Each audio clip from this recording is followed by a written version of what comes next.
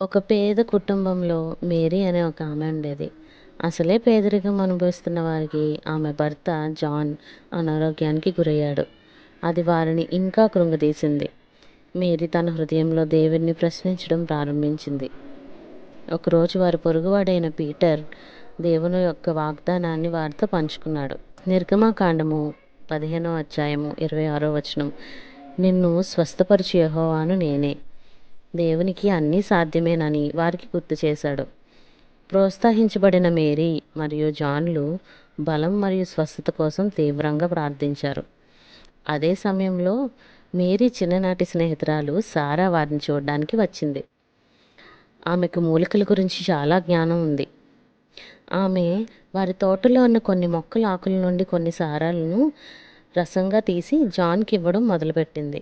3వ రోజు తర్వాత జాన్ ఆరోగ్యం ఊహించని మలుపు తిరిగింది. డాక్టర్స్ కూడా ఆశ్చర్యపోయారు. అకస్మాత్తుగా కోలుకోవడాన్ని వివరించలేకపోయారు. ఆ గ్రామంలో వారందరూ ఈ స్వస్థతని విశ్వాసం యొక్క శక్తినికి నిదర్శనగా భావించారు. మేరీ మరియు జాన్లు దేవుడు సారా ద్వారా వారిని స్వస్థపరిచారని కృతజ్ఞతలు తెలిపారు.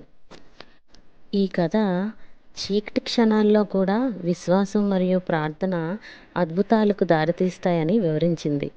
ఇది గ్రామస్తుల క్రైస్తవ విశ్వాసాన్ని కూడా బలోపేతం చేసింది. నిరాశ, ఆశ మరియు దైవిక జోక్యం యొక్క శక్తివంతమైన సాక్ష్యంగా మార్చింది.